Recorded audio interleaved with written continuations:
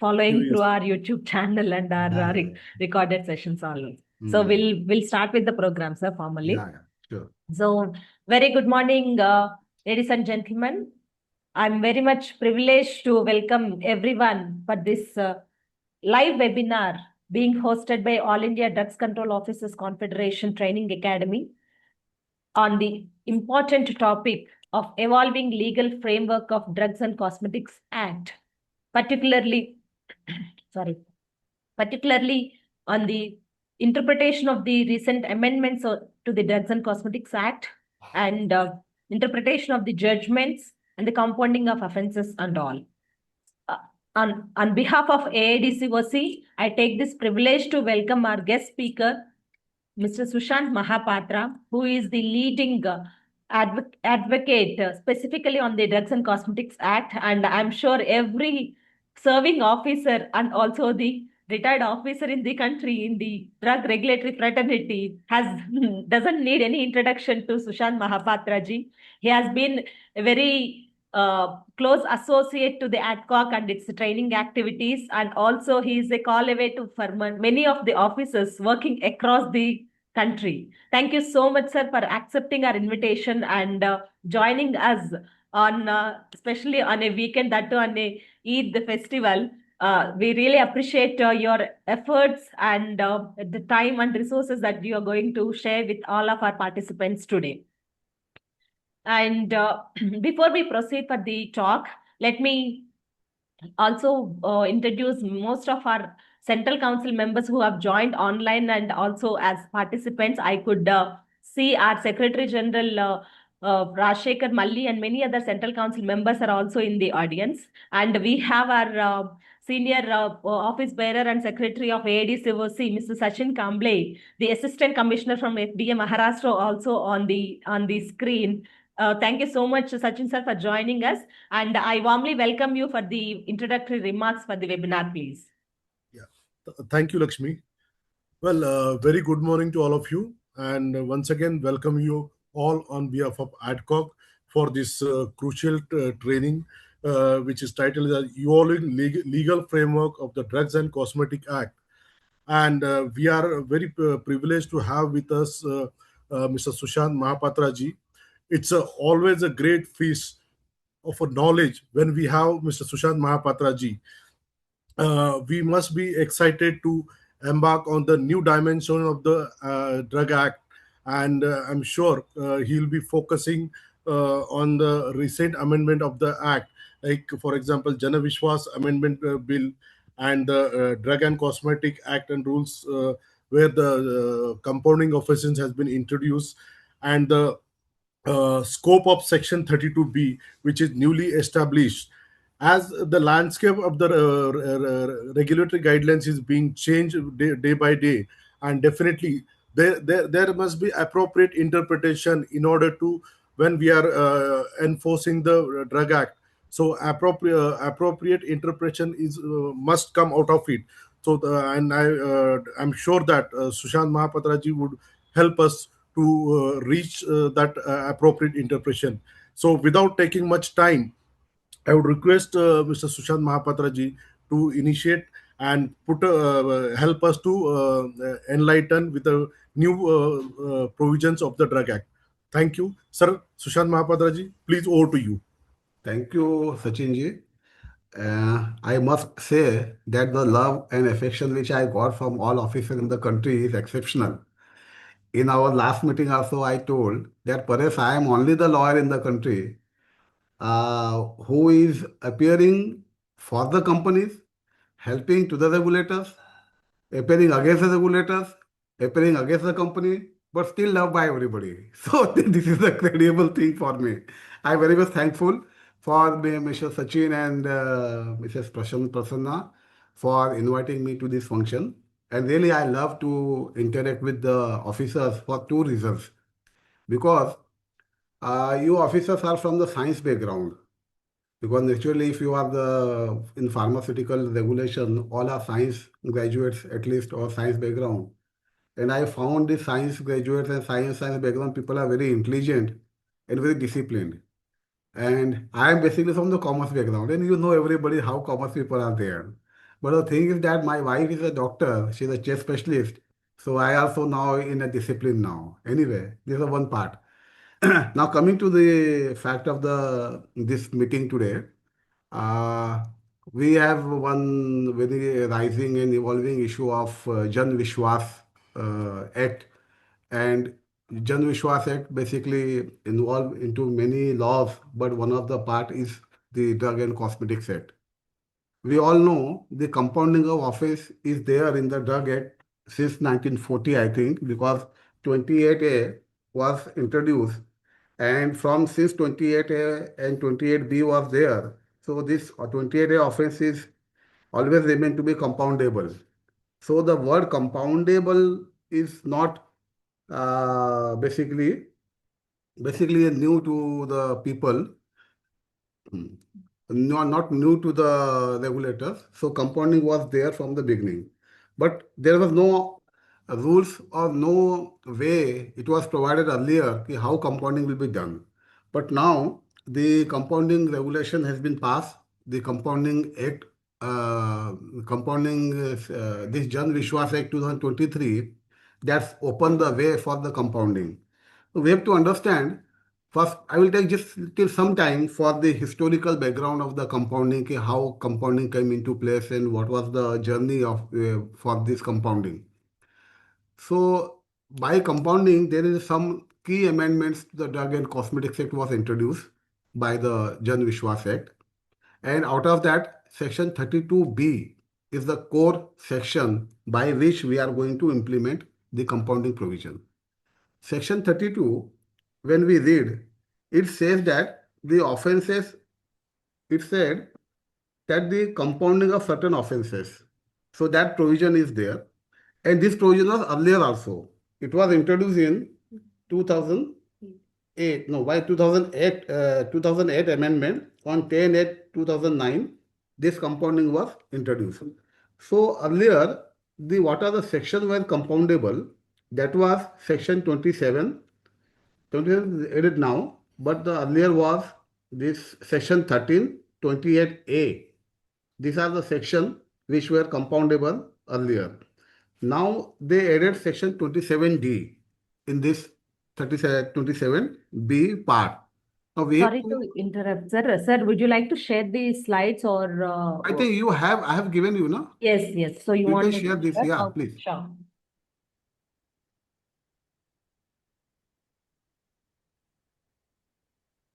Yeah, hope this is visible. Yes, yeah, clear. Okay, Yes, all right, sir. very Please. good. Sorry for that. Yeah. So the journey of a Jan Vishwas, we have a little small journey, how it started and how it's end. Key amendment to Drug and Cosmetics Act. 32B, the core paradox. I will explain what is the paradox. Harmonious construction and company first approach is there. This is a solution which I am giving. This is my best of my knowledge. Gap analysis, rules, SOP, guideline, and FAQ issued by the CDSCO, and quasi-judicial authority speaking order by the central license, this CA, competent authority, compounding authority, who is going to compound the things. Now we can have a second slide for this.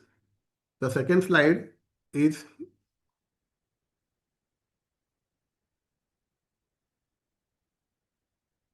the challenge. You can drop second, yeah, the challenge. Section 32B, no, yeah, this is good. Section 32B creates a paradox. It lists Section 27D offense is compoundable while retaining the blanket exclusion of offense punishable with the imprisonment and fine. Section 27D, when we read, it says that what is the punishment for the 27D? The punishment is shall not be, the imprisonment term shall not be less than 1 year, but which may extend to 2 years. So this is the punishment, and provided that the court may, for any adequate and special reason to be recorded in the judgment, impose a sentence of imprisonment for a term less than 1 year. So in 27D, we will find that minimum 1 year is there, which may extend to 2 years, and then the fine is there. Impose sentence, imprisonment of term which not less than 1 year, it can be done. So the two provisions are there. One is for the imprisonment and one is for fine. Now I will come to the difference between the fine and the penalty. Now fine is tried to be converted into the penalty. So there is a distinction between the fine and penalty. Then we can go to the next slide. No, hold on. Now, no, just please hold on. Now we will go for section 32B. What section 32B says? I have made red. So this red says all such offences not being an offence punishable with the imprisonment only or with the imprisonment and also with fine shall not be subject to the compounding. So what is meaning of this? When we say section 27D, okay, section 27D has been added by the amendment. I agree. But at the same time, it says that not being an offense punishable with the imprisonment only or with the imprisonment and also with fine. This is a condition. So it says that such offenses which are subject to the punishment. This is earlier. This is before amendment. What I am showing earlier it was there. So it is showing. It is saying that the offences which are punishable with the imprisonment only, or imprisonment and fine, that is out of bound of the compounding. Now the question comes here, if that is the case, now the 27D has been added now. If the 27D is added, then this condition is still there. Then how we are going to implement this? This is a core question. Please, next slide, please. Next slide. Next slide. Okay. Now, this is the legislative journey. In this, we will come to that point 32B and 27D, how we are going to reconcile the same. So this is a Jan Vishwas bill introduced in Lok Sabha in December 2022. March 2023, JPC committee examined about 19 ministries. They have examined 19 ministries, including that the Ministry of Health and Family Welfare. Then March 2023, JPC report submitted 160 pages. And July to August 2023 passed by both House of Parliament. So now we have to understand what is the Jan Vishwas bill and what is the Jan Vishwas Act. What happened? Principal Act always remain the same. But when we want to make a sweeping changes in various sects altogether, instead of introducing individual amendment in the Act and passing the separate bill for every amendment, like there are many cases, these are labor laws was there, this drug and cosmetic was there, NDPS was there, then Essential Commodities Act was there. So many acts was there where the government wanted to make the offences compoundable.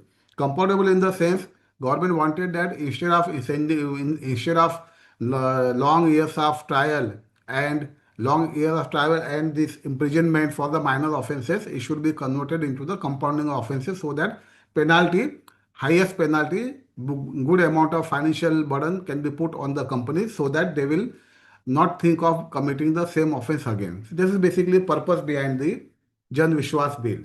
So with that purpose, decriminalization of offences or minor offences has been introduced in the country. And when this bill passed, it will taken the shape of the act. And when act has been passed, then it is introduced changes in the various act, not only drug and cosmetics act, in various act. This is how the journey of Jan Vishwas bill started with the Law Commission recommendation, and which ended on the Jan Vishwas Act being passed by the Act of Parliament. By passing such act, the principal acts are amended. So now what happened in this case? They have made some changes in Drug and Cosmetics Act. 27A was there, in which change was made. Then Section 30 was there, in which change was made. I think Section 29 was there, where change was made. While doing this, 27A, 29 and 30, Parliament left knowingly Section 27D. So there was no, this is correct, yeah. So there was no change in Section 27D. So when we say that there is no change in Section 27D, then it's a deliberate omission to not amend 27D. Now the reason is that 27D encompass number of offences. When we go for 27A, B, C, if we don't find anywhere, the offenses are not covered anywhere, then we is a residue clause in 27D. Starting from small minor offenses, say in writing a bash, we have a 69, rule 69 there. Then we have a rule 67 is there. Then 96 is there. So suppose 96 prescribe how the license has to be written. So instead of full stop, somebody put comma there. So as per the strict interpretation of the law, it is an offense. So where this offense is covered, 27D. Small offenses. Even 22, section 22 make the ground for rectification of offenses, which are the things which can be rectified by 22. That if it cannot be removed, cannot be rectified, then again 27D is coming. So 27D is a residue clause. So what Parliament wanted, they wanted to give relief to the company, but in a special way, without amending 2070. Because if they are going to amend 2070, then they are taking out basic structure of the act itself. Because if we see Drug and Cosmetics Act, 20 section 27 is the, I can say, is the heart of the act, because it is the penalty punishment section. Because if you have a act and you don't have a punishment or penalty section, then that act has no meaning. So 27, section 27 is the heart of the act, and you can say section 18 is the say lungs of the this act, because section 18 is the charging section for entire act. So 27D was not amended knowingly, because 27D covers many grievous offenses also. Grievous offenses, I am not saying of a 27A or 27B, but NSQ, any item which is failing in dissolution, this different issue that dissolution is held to be minor offenses, but it will not work on the patient. So in such cases, these are the offenses grossly substandard. SA, we are finding 10% SA or 5% SA, 30% SA. They are grossly substandard drugs. So that's why section 27D has not been amended. Next, please. Next,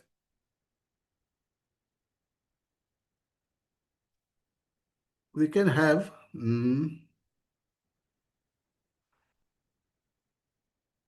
so this object we have already covered. Then this slide 6 is there.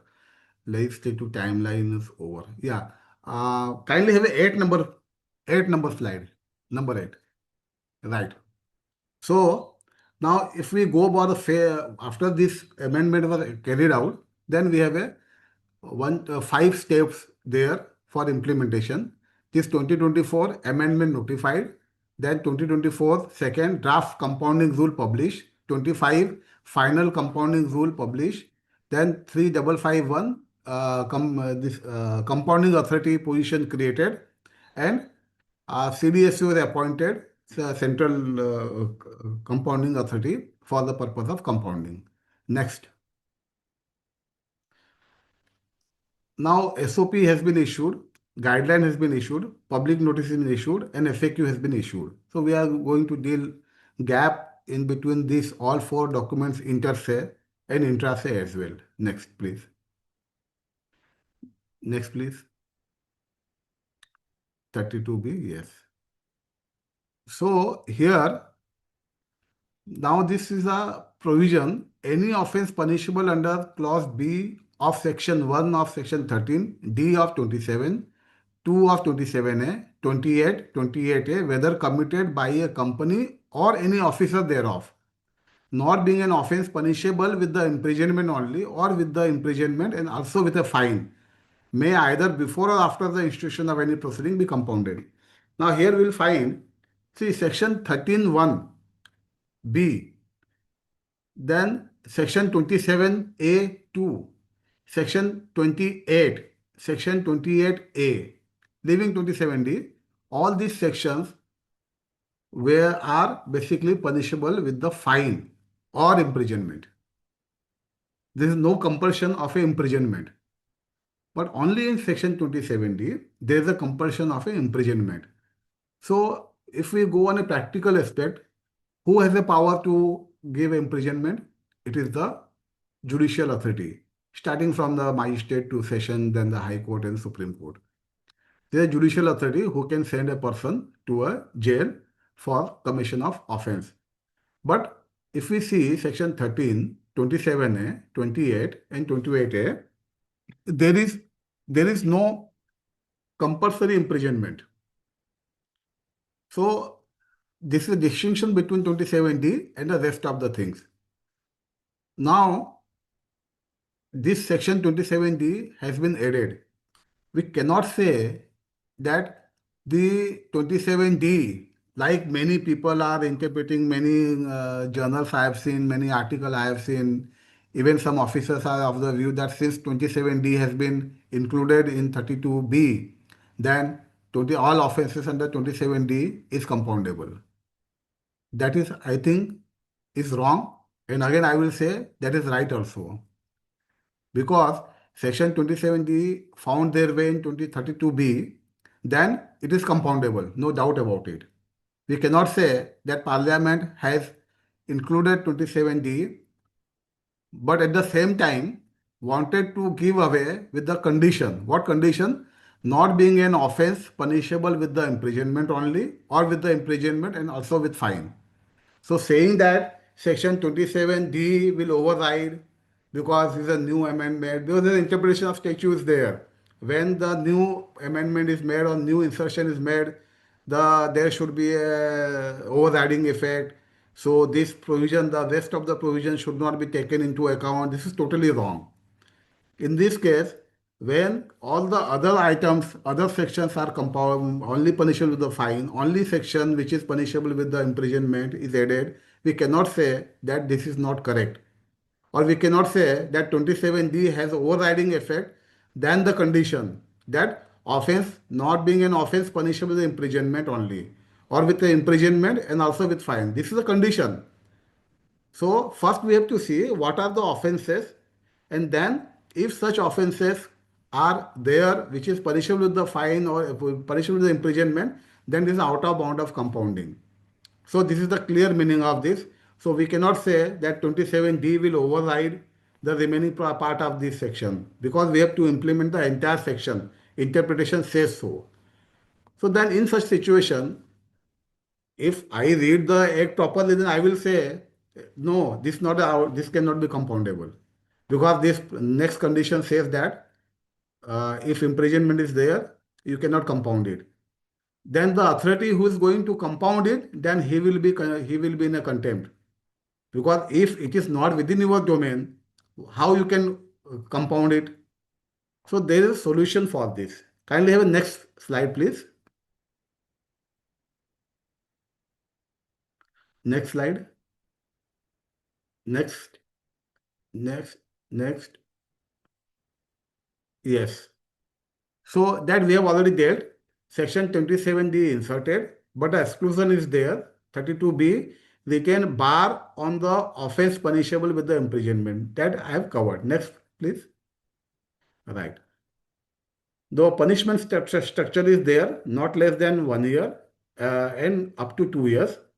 Provided, now here the question is, if there is an amendment made in 32B, what can be a foundation for that? The foundation we can find that there is a provision in 27D itself where court may impose sentence less than 1 year for adequate and special reason recorded in the judgment. So court has been given a power to impose a less than 1 year sentence, and everybody knows there is a till rising of the court. TRC is there. So even court can impose a 1 day's imprisonment. That is equal to imprisonment only. That is held to be a guilty and convicted 1 year, 1 day convicted. So that provision is there. So there is nothing impossible that the smaller punishment cannot be provided. So on this ground, on this philosophy, this compounding was added in 32B.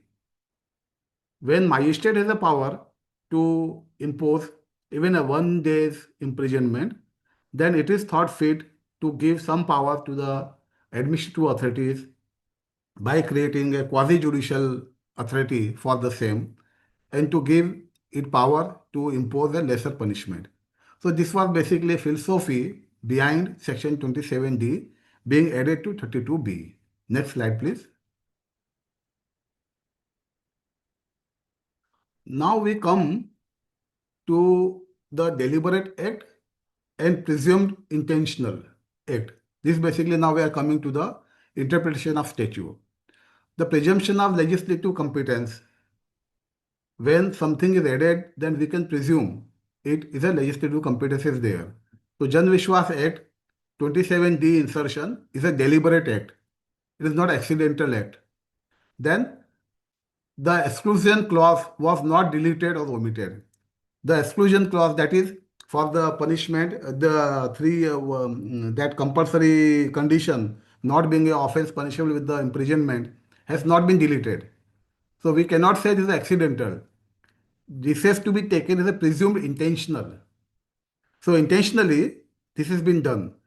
So now the word is deliberate and intention again come for interpretation. So deliberate act means the positive act. The positive act by inserting, and leaving it intentionally means leaving it. It's a negative act, not doing anything. So both the things we can find in 32B. Here we will refer to one judgment of the Supreme Court, J.K. Cotton Spinning Mill State of UP. In this judgment, it is held that when legislature deliberately amend one provision while leaving another untouched in the same act, the untouched provision is presumed to be intentionally retained. Silence speaks deliberate intention. So here, when the new provision 27D is added to 32B, but at the same time the riding condition, the restricting condition has been retained, so it is deliberately and deliberately not untouched. This is the presumption by the law. So the amendment is correct. Amendment has no problem at all. Next, please. The rule of harmonious construction. Because you people, everybody knows what are the provisions. I need not to bother, but I want to go on a principle of law that will be better, because which things you already know, I should not repeat again and again. You know better than me the provisions and all these things. Now the rule of harmonious construction. When two provisions of the same statute appear to conflict, both must be given a field of operation. Neither can be rendered otiose. So it says that when we read the section as a whole, we have to we have to try to give the effect to the both of the provisions, and we cannot say one provision is correct and one provision is not correct. Many SOPs were also issued, many observations were filed from the government officials also. No, the second part is not operative, the first part is operative, 27D is added. That's wrong. We have to go by the harmonious construction. So in this case, one Supreme Court judgment is there. CIT versus Hindustan Bulk Carries. What it says that court laid down 5 principles. What are the principles of harmonious construction? Court must avoid head-on clash between provisions. So we should avoid 27D and 32B conditions. Second, one section provision cannot defeat another. We cannot say 27D is added in 32B, so it is overriding. No, it cannot defeat. When reconciliation impossible, later provision prevail. Now it is a deadly point. If we say 27D and 32B condition cannot be reconciled, then the later provision is what? Later provision is the condition that imprisonment is a bar. So that will prevail. Then that will be dangerous, and this entire act and the rules framed will be in a trouble. When reconciliation is impossible, later provision prevail. One provision cannot render another adverse. One provision cannot take away the power of another provision. And harmonious construction give both section effect. So it says if there is a contradictory condition, we have to give effect to the both conditions. So now we have to find out, in view of section 27D not being amended, there is an imprisonment compulsorily given, but at the same time 32B is covering 27D. How we are going to use this for the compounding of offense? This is the sole idea. Now we will discuss further. Now I have made a distinction between a company and the natural person. Company, the company also cover the partnership firm, trust, society, any form of organization that covers company. Is a juristic person. Whenever any act provides for creation of any association, maybe a registered partnership firm, society is also association, trust is also association, private limited company or a limited company is also association. So where the act provides for creation of association by a special act, that is basically considered as a juristic person. Juristic person means a person which is separate from the owners. Like in the company, we have a shareholders and we have a directors. So directors need not to be a shareholder. The actual owner is a shareholder who sits behind the scope, behind the scene. So the company operates different from the shareholders. When we say partnership firm is a association of a two or three partners. So they act separately. The partnership firm is a separate entity, although legally it's not jurisdiction person, but under Drug Act, it is considered as a company. So the jurisdiction person has to be taken different from the person, natural person. But directors and officers of the company are natural person. And where we find the distinction between this director and the company, we have a section 34 that says offense by company. So there we'll find a two different group. One where the offense is committed by a person who is in charge of and responsible for the conduct of the business. Then in case company as well as the person in charge will be punished. And subsection 2 of 34 clearly lay down difference between the directors. The directors are not covered under subsection 1 unless they are in charge of and responsible for the conduct of the business of the company. So subsection 2 lay down that the directors, when it is claimed against the director, then one has to show that the offense is committed with the consent or connivance of a director. So these are two different issues. Directors or a person in charge is a different, and the company is a different. So I made these two distinction more prominent for the purpose of the compounding of offense, on which I will place my case further. Kindly have a next slide, please. I think everybody is understanding what I am saying is clear, or any very legal jargon is there. I think I am on the line. Everybody is able to catch me properly. Yeah, if Yes, any sir. participant have any questions, you may kindly raise your At this hand. stage, we can then we Yeah. will go on further. Yes, yes. So you may please raise your hand and we would allow you to intervene if you wanted to make any intervention, or you can also use the chat option to post your questions if anything. We will finish off, then we can take a question. All right, definitely. Let's proceed, sir. Then. Kindly have a slide, please.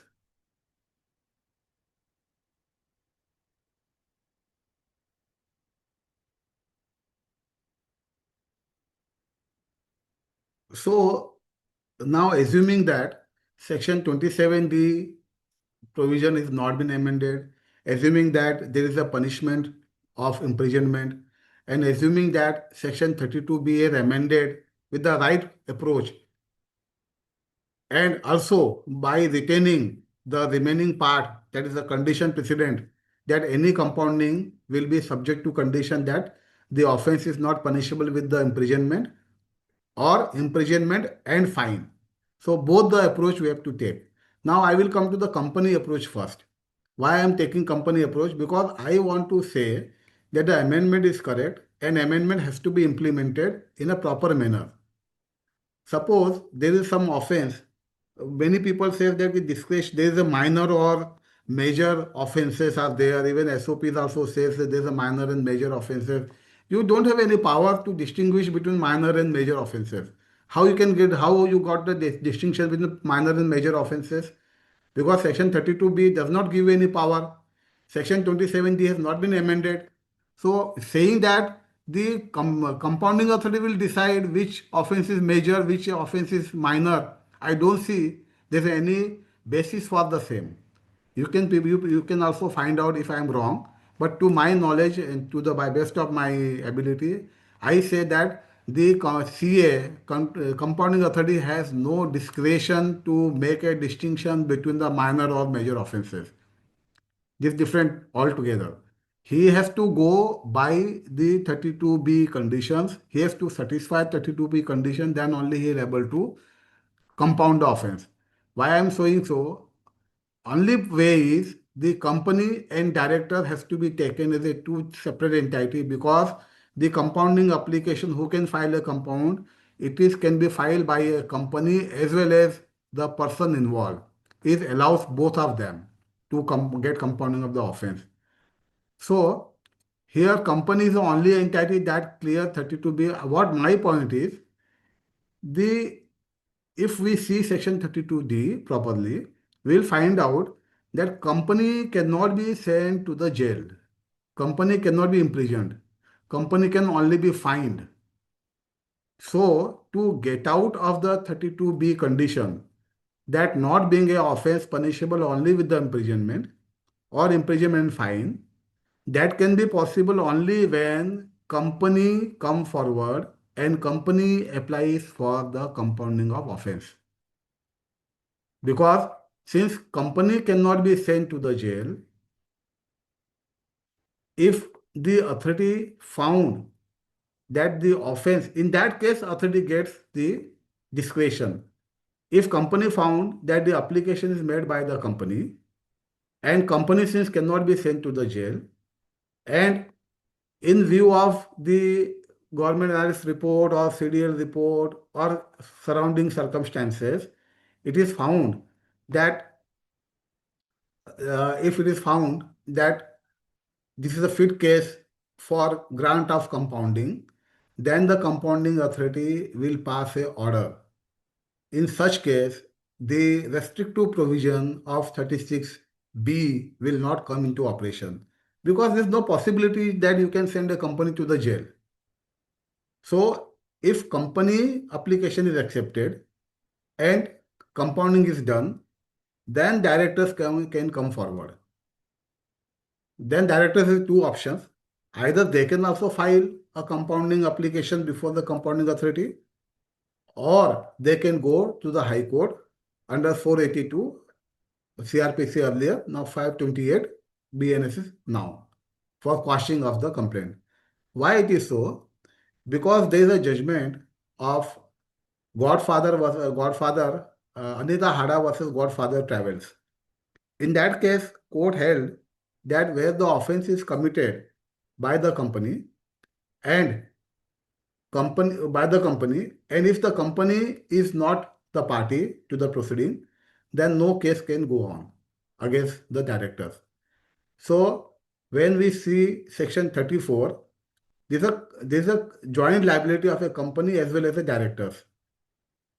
If company is exonerated of the offense, then director cannot be punished for the offense committed by the company. This is what the vicarious liability says. So now the slide is on the way. This is a director's consequential relief before compounding authority. Argue waiver of liability should follow principal compounding pathway before High Court. So here the case, there is a Gyan Singh versus State of Punjab, 2012. Court has power to quash prosecution after the charges framed if case become infructuous. Vicarious liability prosecution become infructuous when principal offender culpable is resolved. This is another case. So the principal offender, when we say the offense is committed, it is committed by the company. The officers of the company and the directors of the company are only a guiding factor. But the offense is committed by the company. And when we go for section 27D, the company can only be sent for the fine and not for imprisonment. So that is why I say section 32B is correct to the extent the company can apply for the purpose of compounding. So kindly show this Standard Chartered Bank case. Just you have shown Standard Chartered. Yes. So there is one case on the Standard Chartered FERA case. What is held? FERA prosecution against the bank. There's a company. Court held juristic person cannot be imprisoned physically, but this does not immunize from prosecution. Sentence adopted, only fine imposed where the imprisonment impossible. So this is the case where the Standard Chartered Bank was involved in some offenses, the court held that since it is a juristic person, because bank is also a company, so they cannot be imprisoned physically, but this does not immune them from the prosecution. Prosecution will be there, but then they will be punished with the fine.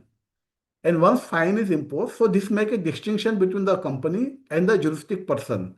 This is only a judgment which I found on the subject of imposing fine and imprisonment. This is direct judgment of Supreme Court. Various High Court judgments are there, but this is direct judgment of Supreme Court.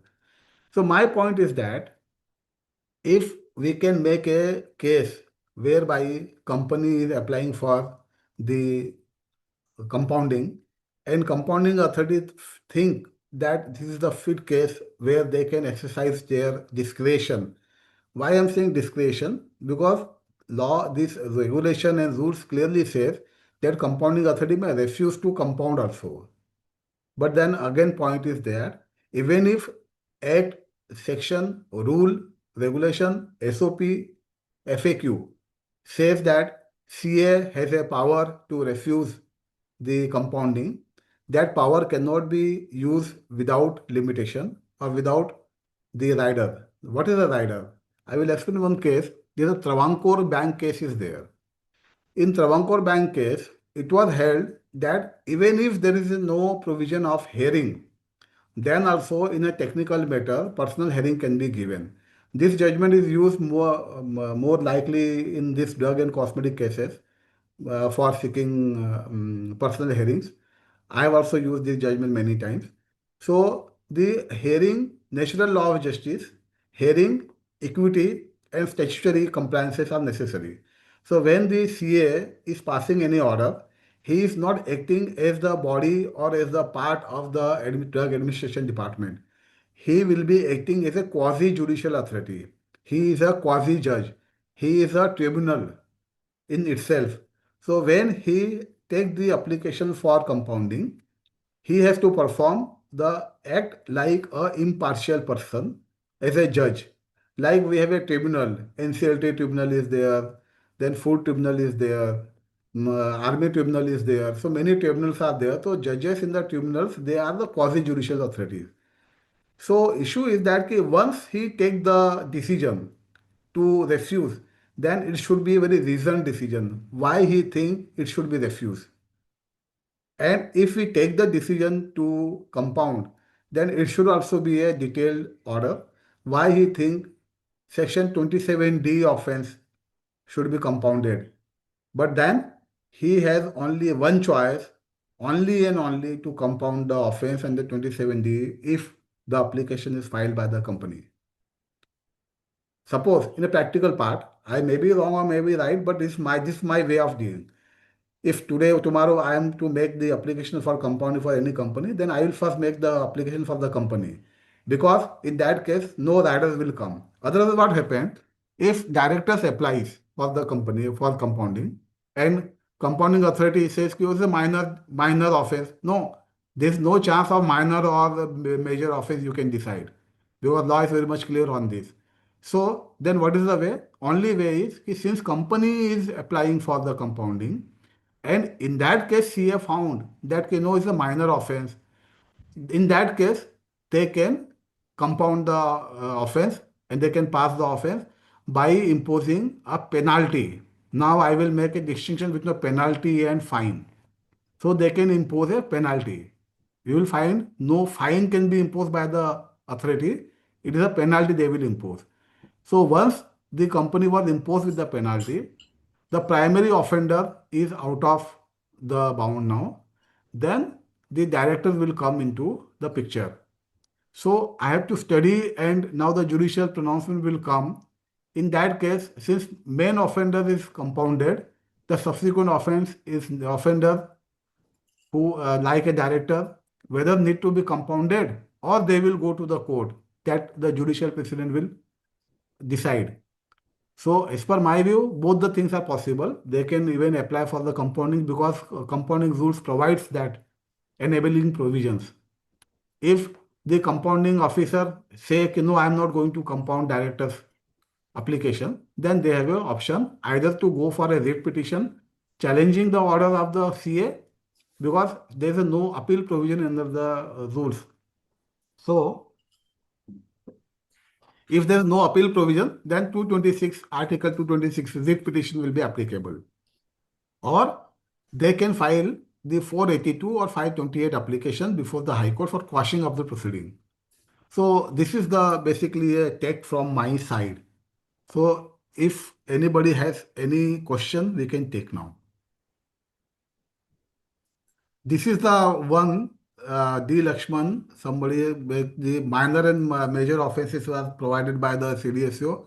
I completely say it is wrong. I don't agree with this. Because there should be a logic. What logic, with which logic you will say a minor, or because 27 is a 27D. How you can say this is a minor offense or major offense? Yes, it is the matter of consideration for the CA when application is filed by the company. At that time, he will decide whether to grant the compounding or not, and at that time he will decide whether compounding is the fit case or not, and then he will give a reason. He will not, I think he should not go by the classification of minor or major. It can be a guiding factor to him, but he cannot rely on this. This is the guideline issued by this. I will rely on this. This is not, because he has to pass a judicial order, quasi-judicial order, and he is not bound by the any guidelines or any SOPs provided. He is bound by the rules and sections 32B rules and Act. Any other question, please?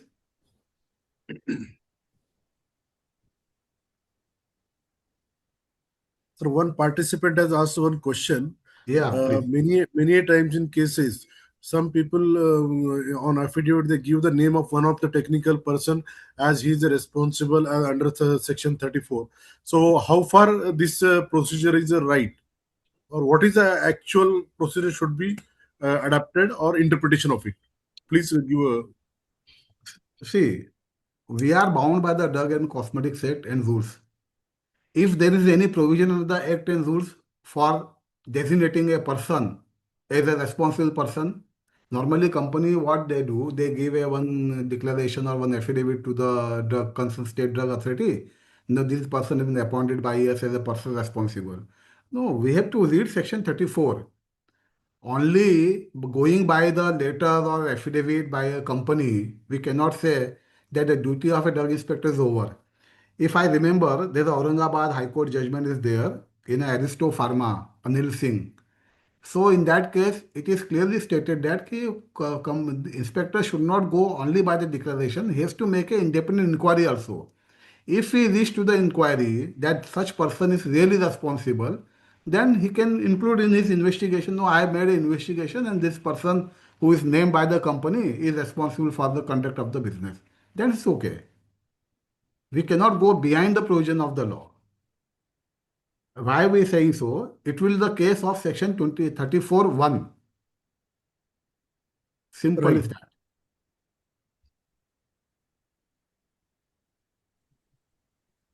There are few more questions. Yeah, please. One is that whether a case can be compounded after it has been filed in the court. Yes. Now here, so far see, as far as section 32B is concerned, punishable with the imprisonment or fine, that will come as the grievances of the offense. So if the complaint is filed in the court, then also there is a provision, the company can go for a compounding. The clear provision is there, either before or after filing. But when we are discussing about the filing of the complaint before compounding before filing of a complaint, then it will also have to cross that section 33P direction issued by the central government. Section 33P direction has been given for constitution of the screening committee. That screening committee will decide whether the offense, whether the prosecution will be instituted or not. Now, assuming that the screening committee given a decision that the prosecution has to be instituted, at that moment, the person come forward and who file a application for compounding of offense to a CA. In that case, CA will ask the reporting authority to give his report whether it's compoundable or not. In that case, the CA has the authority to decide whether the compounding, but again, the same principle will applicable. The company first, director second. If anybody has any contradiction with my view,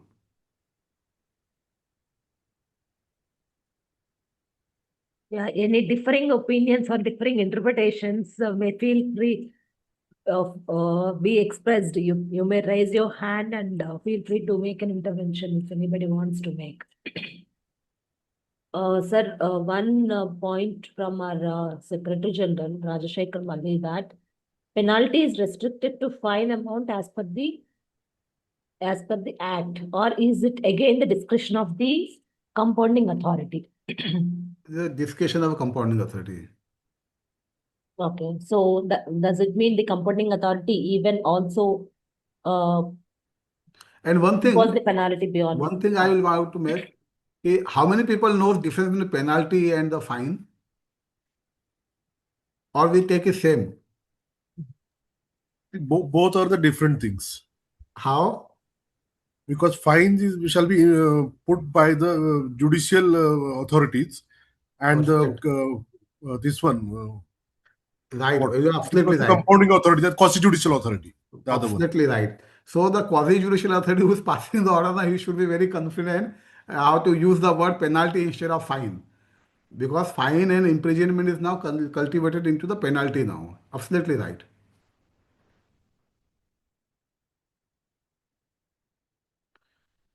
Sir, one more question, that how the cases related to the partnership firm may be dealt under this. Same 34B, section 34 says that partnership also a company. Right.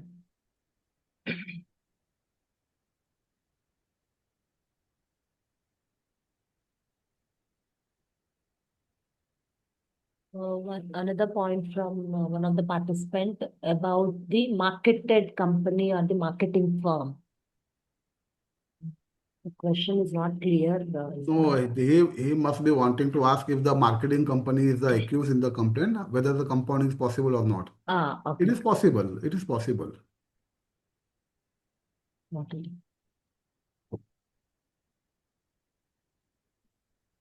Yeah, I think we have taken up all the chat questions that we have received so far, sir.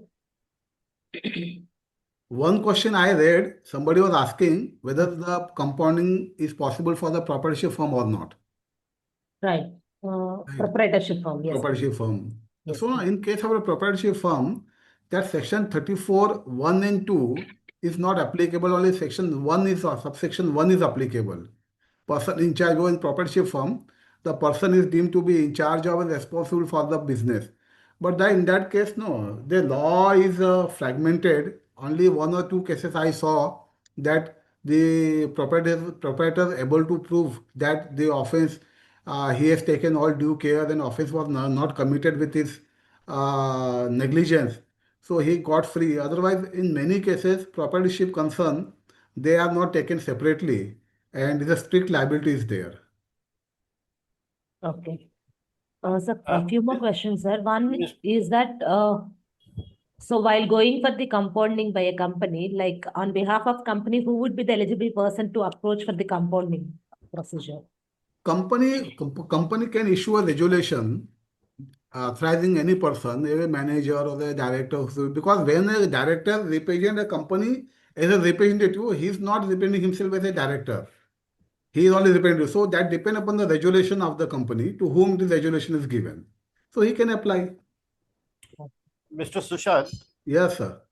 this is RP Chaudhary. Yeah. Ji, kahiye. Welcome. Yeah, please, welcome. Yeah. See, there is one question whether a firm, when the penalty is imposed by compounding, whether it can be treated as a convict or not. No, it is clear, bola hua hai, this is given in the act. It will not be conviction. But second time, if the same offense is committed, it is out of the compounding, and then second time it will be conviction. Then Once the person paid a compounding amount, then he is out of conviction. It's not treated as a conviction. so we can give him no conviction certificate. Yes. You have to give in. There's a compounding provision is there. Okay.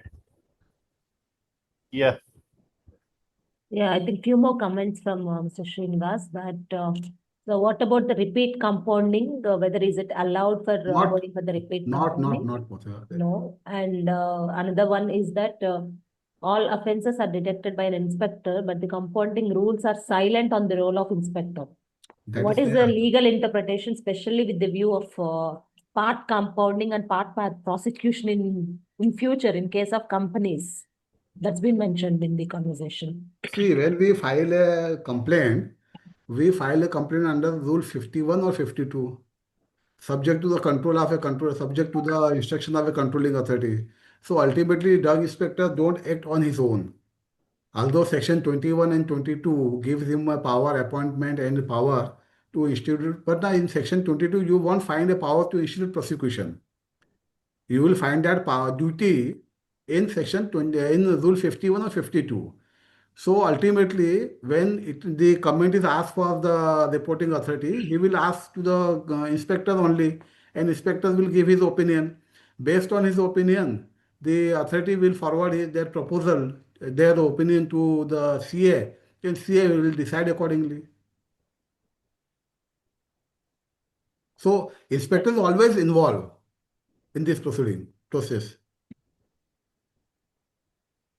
Hope that has clarified. So questions. do you mean to say that a order from the authority, means higher authority, has to be there for filing a prosecution by inspector? No, see, when company applies to CA directly, CA will forward it to the reporting authority. The reporting authority from whom he will take a report, he will take from the report of inspector only. Yes. And based on the inspector's report, then this controlling authority, reporting authority will recommend to the controlling compounding authority. Here again a very good question is there. When inspector takes the objection, severe objection towards the compounding, at that time, the reporting authority has to take into account that severe objection. On the other hand, suppose inspector do not take any objection for compounding, then the reporting authority cannot take objection by his own. His opinion has to be based upon some foundation, because tomorrow CA will ask how you have taken this decision. Then in that case, the reporting authority has to justify on what basis he recommended the compounding. So ultimately, power lies with the inspector to take objection or suggest the compounding. But the flow will start from the reporting authority. It's not directly, compounding authority will not write to the inspector directly.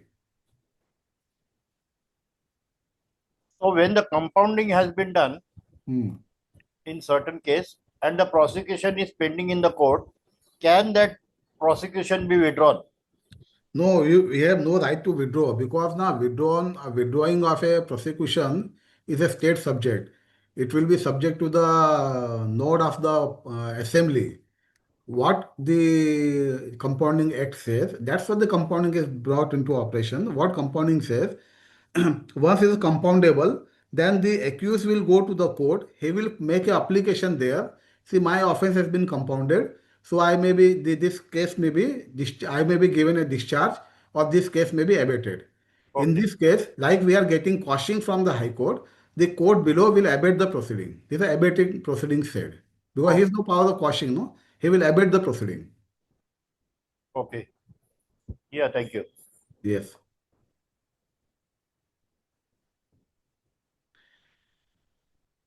Santosh Kumar. I think couple of hand raises, sir. So can we just allow them to make their intervention if anything? Yeah, you can take one by one. Yeah, sure. Dayanand, Dayanand Kadadevar, you may please Yes. proceed with your question, please. Sir, my question is regarding not of standard quality drug manufacturing. If one not of standard quality is there, we have it will be compounded by like 27D, it is a grossly substandard. Then if it is repeated NSQs are there by the same company, is it considered as a repeated offense? No. If you read the rule, now rule is very much clear. Compounding will be possible only once. That's all. Only for first Okay. offense you will get a compound, not for repeated offense. Okay. Referred offense. See, for example, see, sir, one NSQs came in January. Okay, and if another one will come subsequent in February or March, or by the same company. Is it possible to do it, like for example, in one Belgaum, I have filed one complaint, and in other Bangalore, he has filed some other complaint. In that case, it is like a repeated offense, right? He is doing some NSQ drugs manufacturing repeatedly, that company. Then in that case, what can be done, sir? Even in an application, it has to be mentioned whether he has applied for a compounding or any earlier compounding is made or not. So only maybe there is 26, 28 states. Offense is only one offense can be compounded. Thereafter, no compounding can be possible.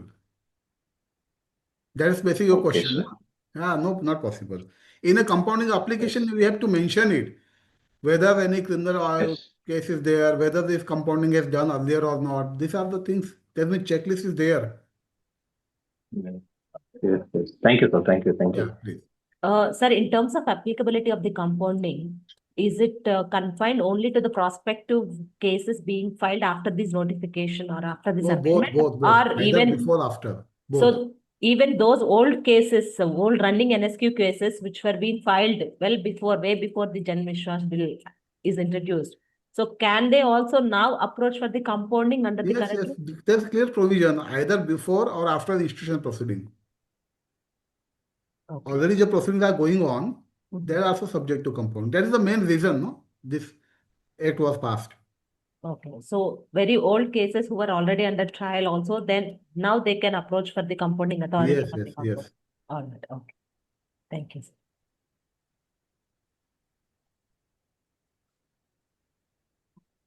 So there is one question from the participant. Please. Recently, Supreme Court judgment that all cases of Chapter 4 need to be dealt with the session court only. Is that correct or not, according to you? The question by Mr. Lakshman. No, no, no. There's a wrong interpretation because what happened in that case, SBS Pharma, na? SBS Yes, Pharmaceutical. yes, Yes. exactly. Actually, what happened in that case, वो judgment part दिखाएं. That is the case. Actually, no, this you may say there's a pleading error or explanation error or something like that. 28A, as we said, is always compoundable. You will Right. find 28A in a 32B also, and again 36AC also. 36AB special code, AC trial by the special code. So what happened in that case? 28A was there. Since 28A was there, it was argued by the union that prosecution that 28A being a cognizable offense and found place in 36AC, it has to be tried by the court of session, a court of special court. Now we have three types of court are there. One is a session court, one is a special court, one is a magistrate court. So we will file a magistrate court in 36A, 36AB or 36AC with a special code, and licensing issues that remain in 32B, section 32 regarding license is a session code. Now, what is the difference between session code and special code? The code which has been designated as a special, specially for the purpose of a trial by the High Court, in consultation, state government has declared some certain courts in consultation with the High Court as a special code. So that special courts are designated court for the trial of a drug and cosmetic cases. This is one part. Who can be a special court? Only a session court can be a special court. So if we find within the scheme of the Act, if we go by 36AC, you will find section 28A is there.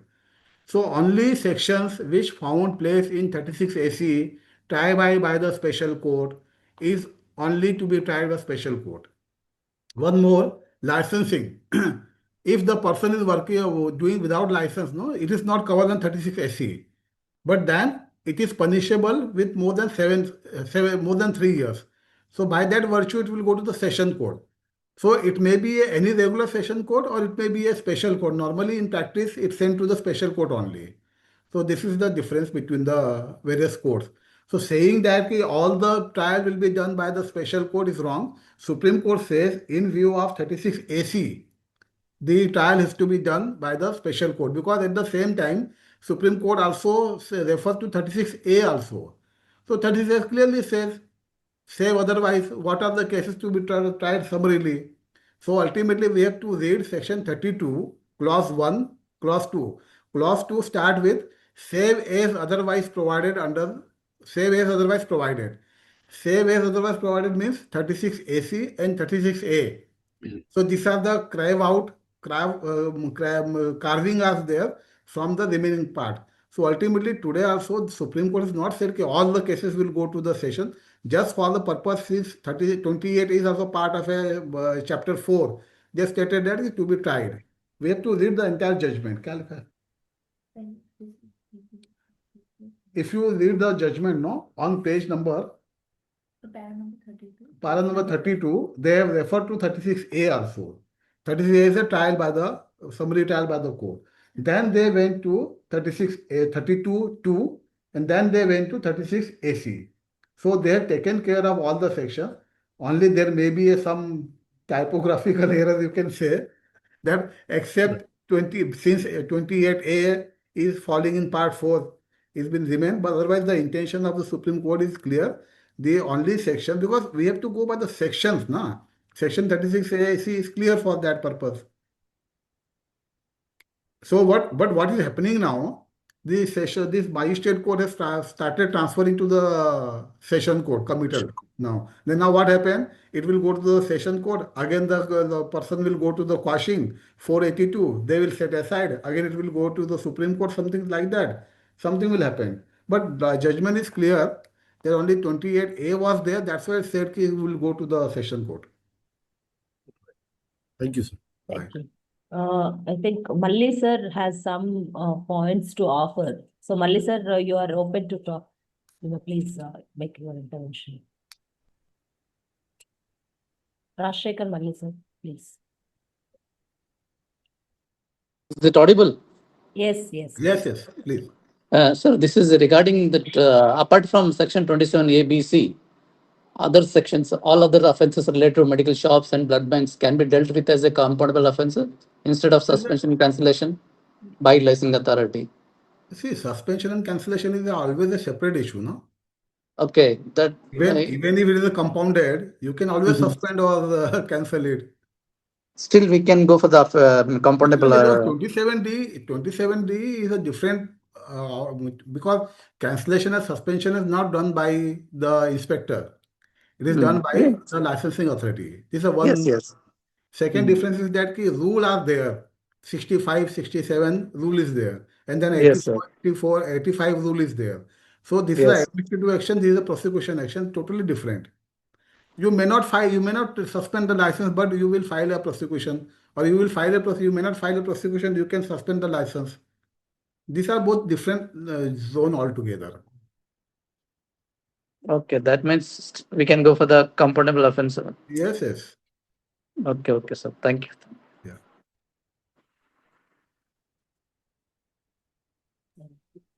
Another generic question, sir, not Yes. under the compounding activities. So, is the convicted person under section 18C, are they eligible even to apply for a fresh license, either for the retail or wholesale drug license? Even if you see section 30, there is a provision you have to publish the name and address of a person who has been convicted.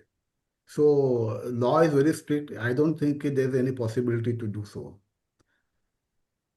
So meaning they are not eligible to apply for the fresh license, No. either for the retail or wholesale. Okay. Even they have to report, suppose there is a listed company, they have to report to the stock exchange. Listing agreement provides the convict cannot be director of the company. It is covered under the moral turpitude. Right. Even in the company sector also there is a prohibition.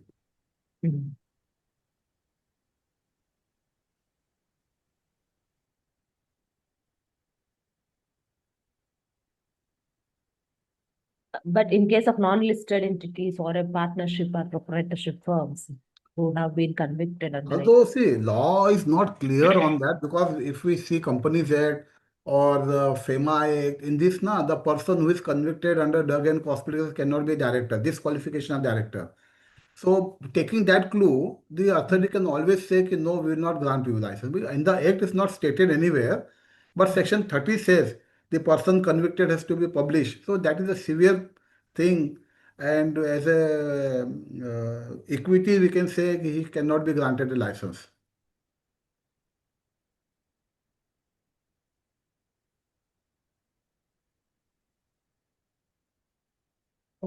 Sir, another assumption by Mr. Lakshman that I'm reading, sir. Section 28A comes in many scenarios. If it is with the cognizable offences, then only that needs to go for Sessions Court. And in other cases for 28A also, we can go for Magistrate Court. Is that assumption correct? So see, case has to be filed in the magistrate court only. It cannot go to the session court directly. Even if it is a 36 AC case, it will start with the magistrate only. Trial is by the session court. So may it be a 27A also, punishable with the life, that also will go to the magistrate court only. It will subject to the committal, that's all.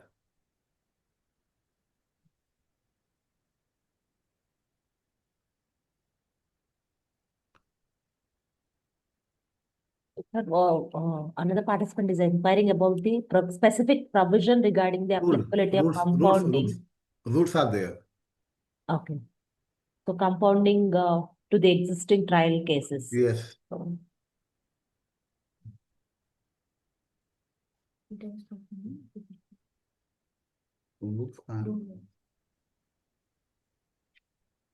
Another comment that amendment to the section 32AB is required in line with the compounding rules. No. Not sure what. No, actually, see, 32AB is with the offenses which are cognizable in nature, and only offense we will find 28A in 36AB. So 28A has already been covered by the special act by this 32AB. So prior also, it was compoundable, to us is compoundable. We have to read a complete thing. 36AB is for the purpose of a trial only. So this is a related trial. As far as the compoundable is concerned, 32B is a superior to 36AC. Even if trial can be done by the magistrate, the compounding can be done by the authority. These are two separate issues altogether.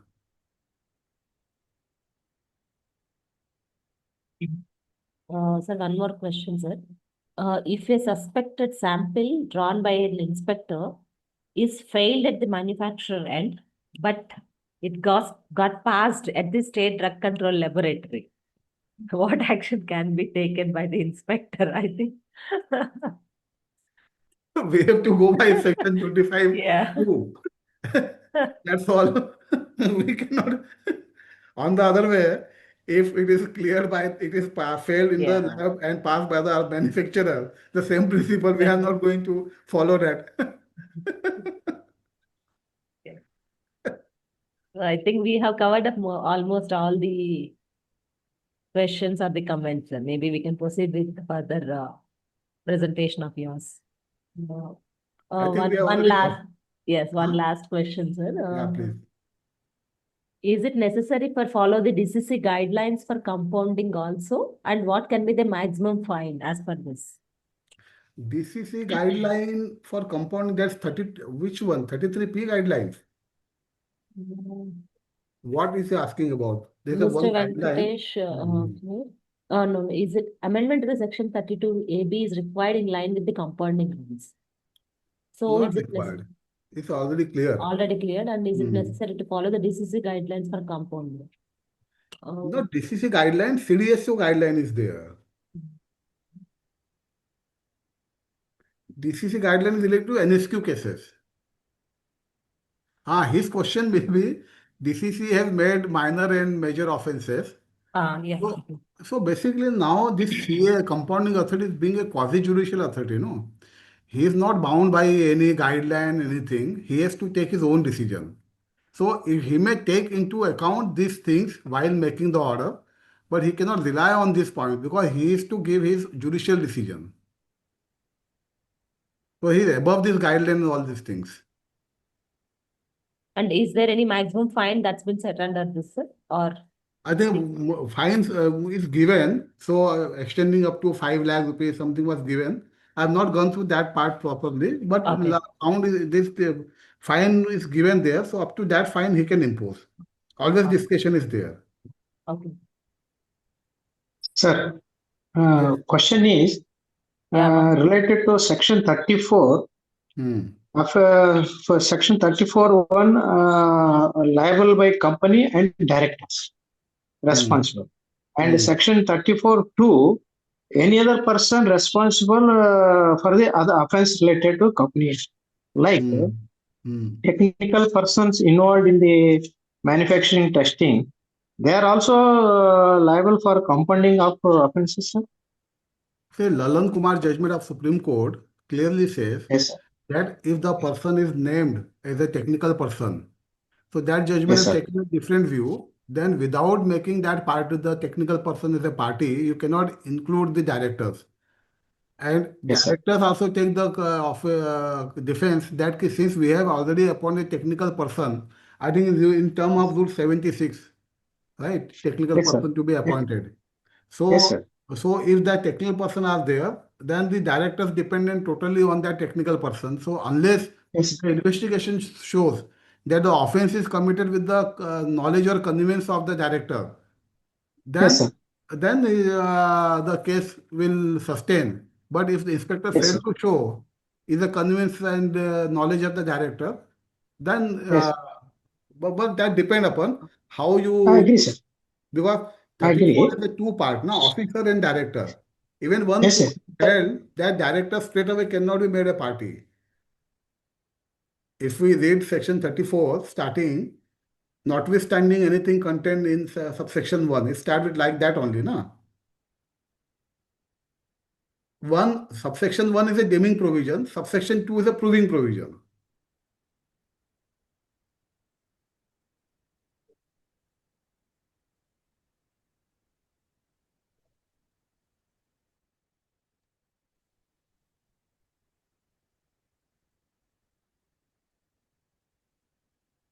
Yeah, I think we have almost covered all the questions, sir. I couldn't see any further more questions. Actually, nowadays, since this training is started by the CDSO and AICDOC, now officers are well trained now. They have minimum doubts. Earlier, they used to ask many doubts, but now the doubts are reducing. So it is showing the shining India, shining regulation. Wonderful.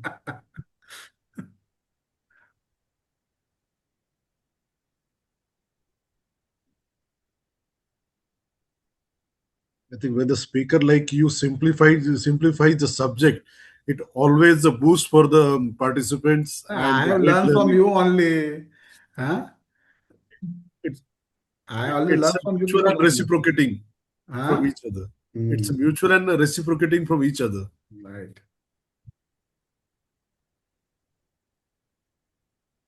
I think, sir, one more question, sir. I think the earlier question regarding this failure of the sample at manufacturer and passing at the state drug laboratory. In continuation to that, they're just clarifying that if the sample is failing at the end of manufacture and they're denying the product when they compared with the same batch of their product. What he may be saying, when the control sample is tested by the inspector in his presence, it may fail, but the government lab says it is correct. That is Yeah, his point. yeah. So ultimately, the manufacturer will take a ground that there is a defect in my testing. The government Yes, laboratory yeah. report is correct. Because in many cases, we found that the company asked for the inspector to visit his factory for for testing purpose, but nobody will go there because no provision under the act. So what we say, section 23, section 25(2), that is a GA report, then the CDL report. These two only reports are basically taken into account. But a very unique case he may be facing, that company sample is failed, GA report is passed. Very unique case. So in that scenario, anyways, I mean, the company Nature need not bother on it as per the I think It is a very interesting case. I feel his case is when the sample is given by the handed over by the drug inspector to him, whatever he has withdrawn, that passes at his end, and the sample, Control sample. not the control sample, the Hmm. sample which is collected by the drug inspector, and the one portion as per the compliance of the section 23 he is doing, Hmm. there he find that the sample is failing. I think Hmm. it's related to that, I feel. maybe But you mean to say that control sample given to him has failed? Not control sample, the drug No, inspector. sorry, portion sample. Sample portion is given Yes, to him. sample for compliance of section 23. I understand. One portion given to him. So he Yes. tested that and he found it fail. Hmm. Never he will say fail. Why will say fail? so we have pulled No, sir, Deepika Mondal online. So just a minute. Deepika See, Mondal, can you please clearly put forward what exactly your So scenario? what he is saying, Yes. control sample is given to the manufacturer, he found it failed. Why he will find it failed? He will say always correct. He will never say it Actually, failed. Yes. hello, hello. Please, Actually, Deepika. Hi. yes, I'm from West Bengal, State Drugs Control. Yeah. Actually, I got the sample when the QR code scanning error was coming, and then I sent a part to the company, to the manufacturer, and one part to our lab.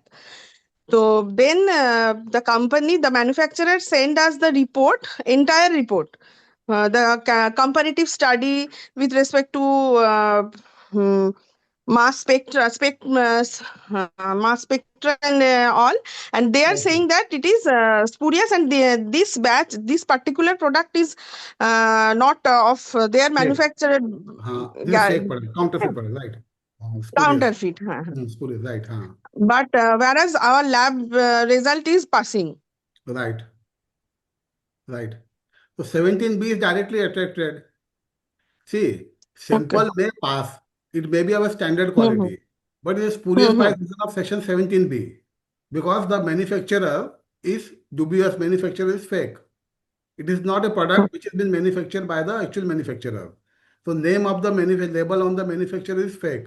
So it is spurious. Even if it is passing standard, but still it is spurious. Okay. Actually, So, this product is Galvas 50, and it is manufactured by any Spain any company. Novartis imported in bulk, and Sandoz tasted the product.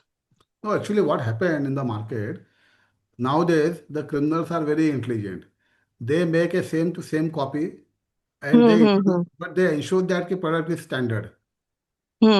So because the margin is so high, even if they are manufacturing a proper product with a standard quality, still they are making a lot of profit.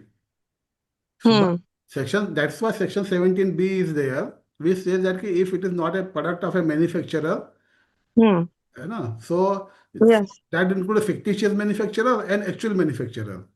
So if that is the case, then 17B case is directly made out. The person that has to show the link from where he obtained the drug. In the link failed, if there's a disconnect in the link in any chain of distribution, we have to assume that from there the drug emerges and all the people from that to end has to be accused. Okay. Yes. Isn't it? Yes. The section Yes. 18A has to be complied with, no? Yes, sir. Sir, on the compounding again, one more participant please. wants to have a confirmation once again that once the compounding has already been granted by the compounding authority, does the licensing authority again go for suspension or cancellation of the license? And if it does so, does it attract the double jeopardy or not? Actually, we have to see if the compounding has covered. So why will a straight answer should be no, because compounding is done, so action cannot be taken. But compounding, we have to see the compounding or what ground. If there's a different ground is existing, which is not in the complaint. So anything behind the complaint, whatever in the complaint is there and is quashed, it has been compounded. So there is no authority to issue a show cause notice or take any other action. But there is no other grounds are there. In that case, show cause can be issued and the license can be cancelled. So can you just take a couple of examples, sir? When he says कि double jeopardy, suppose कि application the 17B case was suppose NSQ case was filed, right? Yeah. So there is no issue of a licensing. So his license is expired, but still he is manufacturing. He may be manufacturing standard quality, but NSQ. So that NSQ case was compounded. As far as NSQ case is concerned, he cannot take any action. But so far licensing is concerned, his renewal is not, suppose he has not filed any application for auto renewal. Auto renewal application has to be filed, na? Auto renewal will be done, but you have to take an extension for the application. So the things which have not been covered by the compounding officer's authorities order, on that case you can take. Otherwise, one compounding is done, offense is finished. Because show cause is also a part of the offense only. Okay. So for the same reasons for which the compounding Yeah, has he's been right. done. So Double for the same jeopardy cannot reason. be imposed. Right. Absolutely. All right.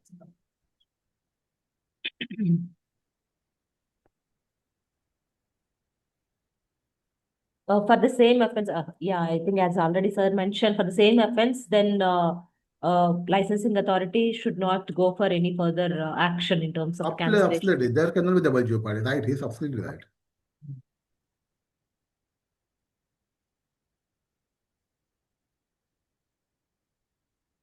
So, participants, I mean, it's time for you to come up with the questions in case if you guys have anything anymore. Yeah. Lakshman, once again, sir, if two persons is carrying 34 tablets, 10 tablets each of purported tapentadol and one insulin syringe with them, can Drugs Control Department prosecute them for 18C? See, there is a two contradictory judgment of Supreme Court only. S.K. Amir and another case I was just looking after yesterday only. So one case says that unless the drug is for the purpose of sale, so it cannot be prosecuted. If it is for, so one is to see if inspector can say in his complaint that is for the purpose of a sale, and by with the explanation he can satisfy that is the purpose of a sale, then the department can always prosecute him. The two contradictory judgment is there. The later judgment of a Supreme Court is different. It says that either for personal use or if drug is not meant for the sale, you cannot hold them responsible. So it is depend on the complaint, okay, how the inspector state in the complaint, how he think is a mean for sale or offer for sale. Because it's found on the body, na, basically. It's concealed on his body. So we have made Lakshman to speak, maybe. Sir, thank you, sir. Actually, we are facing one such situation, and the police authorities has handed over those 34 tablets to us. Right. So, is there any other provision under any other law that whether they can be treated actually in their mediator's nama it was mentioned for intoxication. Those two individuals are using them for intoxication. But tapentadol in restricted list, NDPS list? No, sir, it's not in NDPS. It is medicine basically, na? Yeah, it is only Schedule H1 as of now. So you have an option if you want to take or not. You tell me first, then I will give you solution. No, actually, like in one way we can take, but if we start taking them, the burden will increase. Whole authorities, the higher authorities of police and the corporate and everyone will point at us. But then the tablets are in a packed form or unpacked form? Unpacked. They have been de-stripped. De-stripped. Then you have to deal with it. If it is a packed form, then they can always go for this copyright violation and intoxication. In that case, but since there is no label now, it is open, it is purely a drug. But how you know that is a tapentadol drug is there? That's why I mentioned as purported to be. So we need to go for analysis. They themselves has mentioned it as tapentadol without any confirmation. So you can always say, कि since drug label is not there, I am not sure is a drug or not. You check it your end. Yeah, sir. Is there any, like, to your knowledge, any provision for CRPC or IPC or BNS or BNSS for the police to prosecute when any drug is being misused? Sir, even under the definition of drug also, under Drugs and Cosmetics Act, if the drug is being misused, that doesn't comes under the purview of Drugs and Cosmetics Act, under the definition of drug. Why? Because here it should be for mitigation, it should be for prevention or diagnosis. So these are the things for which the any substance to be used. But No, if we go, I understand your point. You are speaking of the use of a drug, but the definition it speaks what is a drug. It says any medicine. It doesn't say the use of a drug. It says any medicine for the treatment mitigation. So misuse also is a treatment only. Misuse word is not there, na? oh, sir, it is coming under intoxication, no? That's why I'm saying since label is not there, when you will take it as a drug, when it is a labeled. If it is not labeled, it is open tablets. They never know it is an intoxication or drug. You say simply this is not a drug because label is not there. I have no authority to go into it. First, you find out at your end. You take it from the forensic lab. Well, what is this? Then I will take. If it is covered under the drug, then I will look into it. Okay, thank you. Sir, another general question that if a firm insists to buy a whole strip and denies to dispense one or two, can we consider as a refusal to sell? Okay. So the consumer is seeking to buy only a couple of tablets instead of a entire strip, but the pharmacy is insisting them to dispense only the entire strip rather than a smaller portion.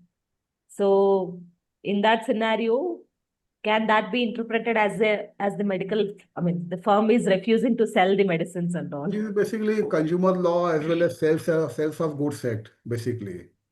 So if we can give in cut because consumer has a right to take that much of quantity, it cannot be forced sale. If we say that cannot be forced sale. So I think chemists can give whole part of the strip. I don't think there's any restriction on this under the act anywhere. To my knowledge, there's no restriction. It's not there. We cannot put a financial burden on the patient. As far as the expiry date is concerned, then the chemist has to take care to label it with the expiry date. That expiry date has to be kept last. The last strip should be carried the expiry date. That is important. To that action only is liable. If we to the more extent it falls under the Consumer Protection Act. Consumer Protection, then sale of goods act. You cannot deny. Yes. Even your NPP also says that, no? Cannot be denied. But sir, at the same time, there is one thing. If we do not go with a proper dosage form, like suppose a clavinic acid is taken for 5 days, 2 capsules, and so the strip of 10 has to be taken. If we do not go, if we go for 2 days only, there are always the chances of resistance creation. There is a resistance for that disease or disorder, and that's why it is insisted that they should go for a full dosage form, like a full dosage regime. So you are basically what you are saying, say rule 65 is there for pharmacists, no, isn't it? Basically, it is done by the pharma 64, I think, right? Condition of license to satisfy 64 and 65. 65. 65, no? 65 is there.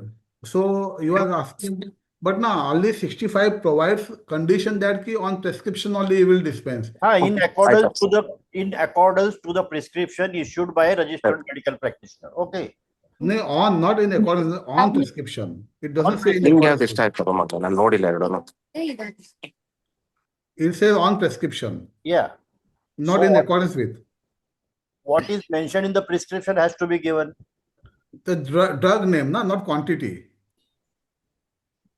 Quantity has not been prescribed. Quantity has to mention the cash memo. I have pulled in Mr. Venkatesh, who has who posed this question. Maybe he would Yeah. be able to clearly tell what exactly the scenario. Mr. Venkatesh Salgundi, please.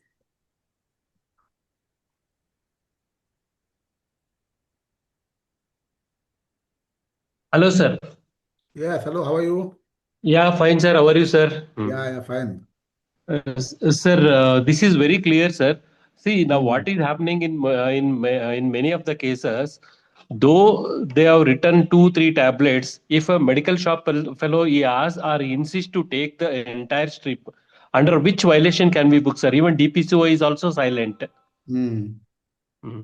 No, you want to say ki if we are asking you 2 or 3 tablets out of the strip, whether you Yeah. can say no or yes. That's what we are saying, na?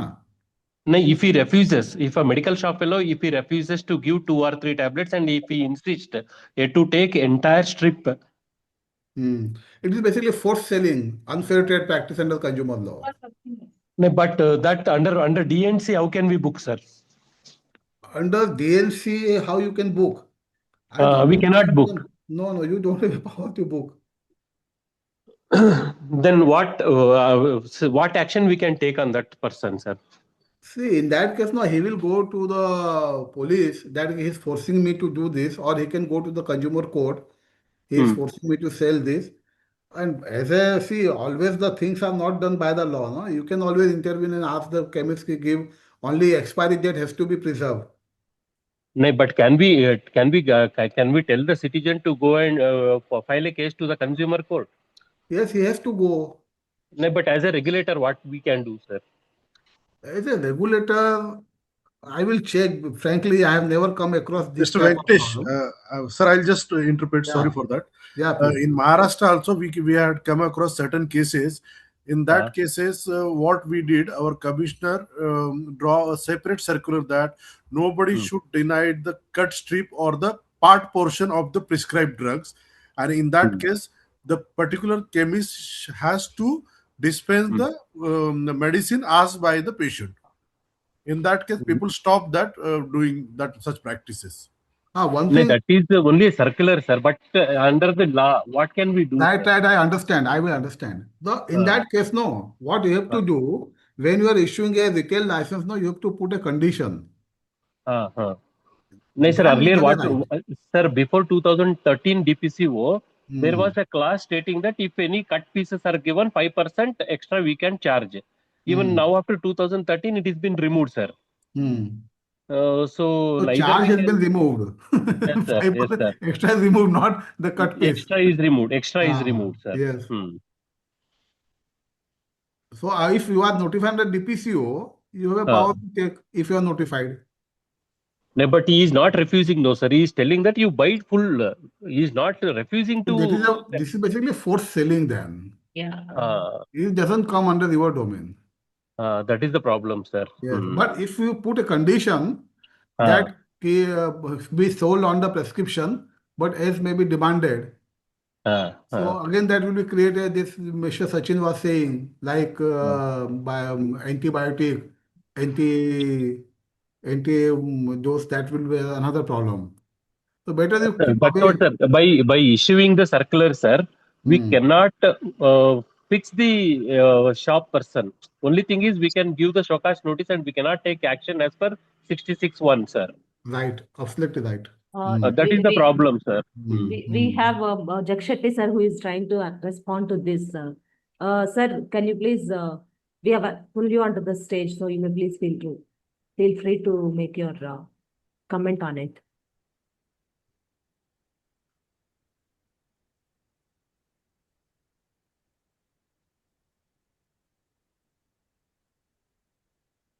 Hello. Yeah, sir, please. It is a violation of 65(1). When doctor has prescribed this much to give, he has to give this much to do. Take purchase, do it and find it. That's all. Either take Namaste. department action or whatever it is there. Mr. Jagashedi, namaskar. Namaskar, I got throat problem. I know. So I am reserving my talking for tomorrow. Yeah, I know that. You are traveling today. Yeah, traveling. I am on way to airport. Thank Right. you. Thank you, sir, for your intervention. It is a violation of 6511. Which one? 6511. If 11. chemist refuses, if he insists to take full this one against the doctor prescription, it is wrong. As you told, it is mentioned whatever doctor has written, that much he has to give. Right. Sir, nowadays the packing have been changed, sir. Even earlier, as per Rule 105, the packing was in the multiple integers of 5, 10, 15. Now it can be under 20s and 30s also. So in such cases, even the doctor prescribes 12 or 14, it will be left with another 10 or 12. So in that scenario, it is very difficult to book under the 6511, sir. But you have a Schedule P there, no? No, sir, it is not there. See, now, sir, the issue is here. See, you know that several formulations are under DPCO. So wherever the formulations are under DPCO, such packing are been in such a way that they want to cut short on the packing. So they are packing with a more number of tablets. So in such cases, it becomes very difficult for a chemist shop to cut and then give. You are right. Uh, We'll find out some way. I yes, understand sir. your problem. Yeah, but what we want, whether the entire strip to be given or cut is given, what way we No, are sir, looking for? we cannot punish a medical shop fellow because there is no mistake of his. How to, no, at the same time, consumer also should get a medicine and then he should not insist. It should be a win-win situation for both. So practically, that's why I'm saying, no, practically when you see the label, no, the expiry date is relevant. Expiry and MRP. So he can give a cut things, but to in a such a way that MRP and this expiry is retained till end. Is only a practical solution possible. As far as refusal is concerned, that we cannot. I think under the drug law you cannot do that. But if a circular is there, something like that, no, you can always issue a show cause. Because in one of the case, I remember even I think your own case in Madras High Court, AICDOC, that challenged this. I think in the 2022 case. Anybody remember that case? I will tell you that CDSCO, the AIDCOC has filed one case in Madras High Court. Okay. That is, I got it. I will tell you. In that case, no, High Court has said that so far licensing is concerned, no, state can make their circulars and all these things. Okay. I will tell you the case. This is basically All India Drug Control Officers Confederation versus Government of India. This is the case. I will share this judgment. She must be having writ petition to 33924 of 2017. Decided in 2020. So Okay. you can Okay, always sir. issue a circular. Please, sir. Share Yes, this sir. judgment to the concern. So you can take Okay. this. Okay, sir. Sir, if time permits, then one more issue is there. Can I address here, sir? That depends upon the organizer. I don't know. It's already 12:50 maybe. Mr. Venkatesh, you can connect with Sushant ji of the call maybe to discuss about all the. No, I refer sir's book also. Sir's books in that Sure. this one explanation and everything is are really good, sir. Oh, And thank we you. thank you, sir. Yeah, book is very good, and even the paper quality and then print and then the this one script, everything is really good, sir. Oh, thank you. Thank you. Thank you. Thank you. Sir, I think we are really running out of the Right. scheduled time, and I think there are a few more questions coming up, but Yeah, please. are you okay, sir, to take Yeah, a go couple more ahead. questions? Okay. So Mr. Harish has some questions. I've pulled him on the line. Harish, would you like to come up with your question, please?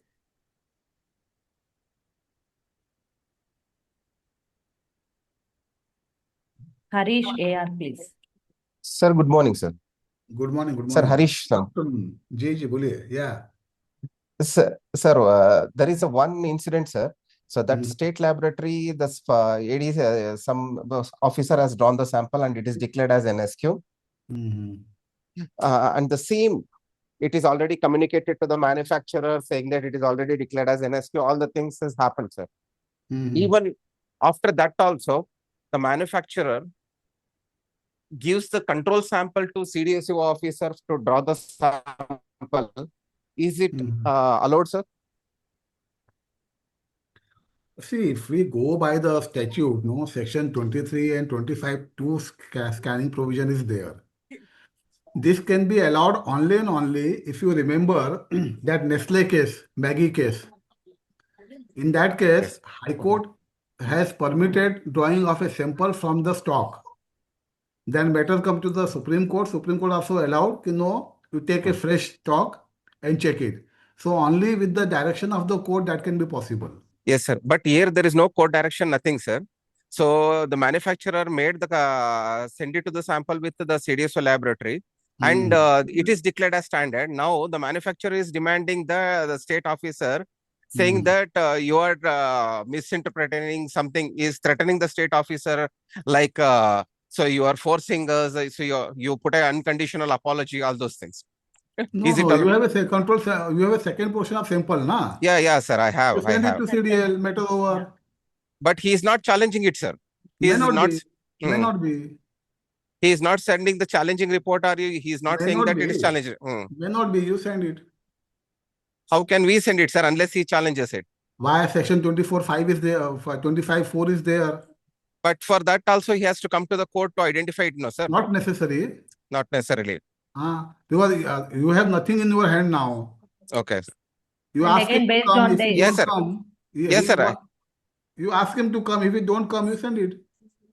Okay. Oh. Yeah. Okay, sir. Fine.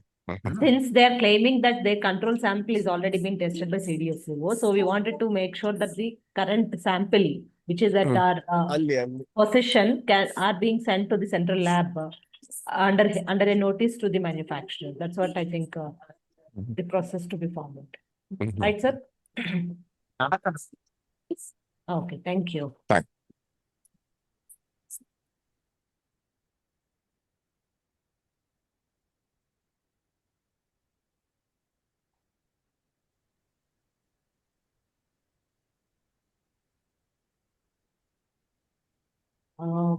Another question. After distribution of medicines as per the prescription, sometimes patient wants to return the medicines which he hasn't consumed to the retail shop. Can it be acceptable by the retail shop? Okay. I think this. In that case, retail shop has to make necessary entries in his record, stock record. That depend upon him. He can take back, but has to maintain record. Well, I will give only from the point of view of law. I don't know the practical things. That's all. Sir, I think we have taken up most of the questions. Probably one or two might have been overlooked and all. So probably I think we are also really running out of the time, and we will proceed with the conclusion and all. Sir, one last intervention probably needed from your side on the BNS's applicability to the procedures of the drug cases and all. Any brief comments on that, sir? See, BNS is now involving only one main provision is 202-200. Earlier, it was held by in the Panacea case also. It was held that public officer can be exempted from the examination. But now only issue is 225 has come now, BNS, where under 223, the person the accused has to give a which one? Yeah, provided that no comment. Okay, there is one condition that when the magistrate having jurisdiction take a cognizance, then he has to issue that no cognizance of the offence shall be taken by the magistrate without giving the accused an opportunity of being heard. So now the magistrate has to issue a notice to the accused. The accused will appear either personally or through a lawyer and give their submission why cognizance should not be taken. At that time, drug inspector or the public prosecutor need to be present to counter their submission. Once this 223 condition is fulfilled, the magistrate either will take a cognizance or refuse to take the cognizance. This is the main development. Then you all people know about the filming, photography, and videography at the time of a search and seizure. These are the major two conditions are to be complied with. As far as the limitation is concerned, that Panitia has said that limitation will be from the date last offender come to the notice. That Panitia judgment has to be read by the inspectors very closely. That will be, and this Labrador judgment, two judgment has to be taken very seriously by the inspectors.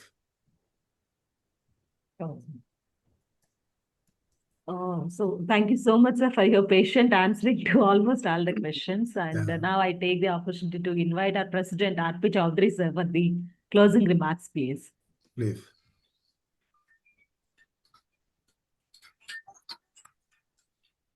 Hello. मी करतो phone तुला. Good afternoon, everybody. Hello. Yes, sir. Sir, you are audible, sir. Yes, audible. Sir, you have been a great speaker on this issue on related to the enforcement and legal matters. In fact, all the participants were really very happy to ask you a question, because many questions are there which cannot be solved in our office.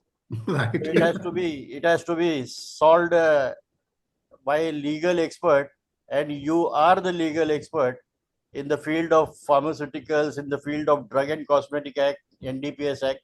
So I really thank you for giving such a nice presentation and answering each and every person regarding their queries. It will be helpful for All India Drug Control Officers Confederation and its member. So if you can flash your number to everybody so that they can reach you for any problems or any legal support for their cases. Actually, what we are doing, Mrs. Prasanna has already my number. She can always share that. And we are coming up with one ebook also. Yeah. It will be the and we are also creating one AI-based app that will solve all the questions of the all drug regulators in country. So that is under the proceeding. So once my ebook is ready, I will share the link to Prasanna ji. She can always give this. And first year I am going to make it free for all our officers. If they found it right, then second year they can always subscribe. Right? Sure, That's what I can do. Yes, sir. And in fact, our Sachin. And one thing, the beauty of that book will be, suppose today some judgment comes, so you have my all copies, hard copy. Yeah. So that will be updated every day. So you need not to look into any other book. Just you go online and find that today amendment is there. You will find amendment is included by the 12 o'clock today. Said. All judgments and all these things. Ready देखना, real time ready देखना. Yeah, that will be nice. And if you really, these judgments will be, if you make it section wise as per the Drug and Cosmetic Act. You have not gone through my book. I will send you an address. I will be sending you one book. Yeah, sure. It is beyond your imagination. And Sachin Kamble is really proactive, and he can take anything, whatever you place in front of All India Drug Control Officers. I know him. And I know him. he can be very useful to you. Yes, so sir. Your company with him can do a great success. And I hope you always will be here to guide us on this legal front, and let's make India a healthy India. Sure. Thank you. Thank you for your support and your presentation. I am very much thankful that you have thought me to inviting in such a August gathering. That is, I am very thankful to you also. Lakshmi is always there to coordinate people like you with for the AIDCOC forum. Sure. I am also thankful to Lakshmi for making this presentation a great success. Thank you, sir. And I really appreciate again on behalf of all the participants for your patient answering to every questions. And I could see few of the messages for pouring in to purchase the book being written by you. And perhaps if you could just share whatever the Sure, Amazon link or whatever, we would be happy to circulate. Along with hefty discount. Oh, that would be amazing. And we are so glad that you're opening up your ebook for the free of subscription for all our members for the Yeah, first yeah. year. That's really going to be very helpful for most of the officers. And we really thank you once again. And we wish you all the very best for your future projects and the AI related projects that you're mentioning, sir. Just I have a habit of doing something new, na. Everything I do is do something new. Wonderful. Otherwise, we are very well off. Our firm is doing very, very well. No problem at all. Huh? Wonderful, sir. Yeah. Embracing the technology is the need of the hour, and for sure you're already on that path. And I No, believe we have already implemented AI in depth in our firm now. We are just in process of implementing further. So we are working heavily on the AI also. Great. Right. So thank you so much, sir. And with that call, we once again extend my sincere thanks to all the participants. I could see a lot of senior officers from across the state and from the CDSCO. And special thanks to Jag Shetty, sir. Though you are not feeling well, you were really made an effort to pitch in as and when needed. Really appreciate your keen support to ADCOC as always. And my special thanks to Sachin Kambleji, RP sir, and our Secretary General, and all the Central Council members who have made this program very successful. And lastly, to our honorary DG Uday sir, also he was not able to make it, and he has extended his greetings to you, sir. And thank you once again. And I wish this collaboration and the partnership and joint activities for the benefit of our officers and for the society Always. would go a long way. Thank you, and have a nice day. Thank you. Thank you. Thank you, sir. Thank you. Thank you. Thank you.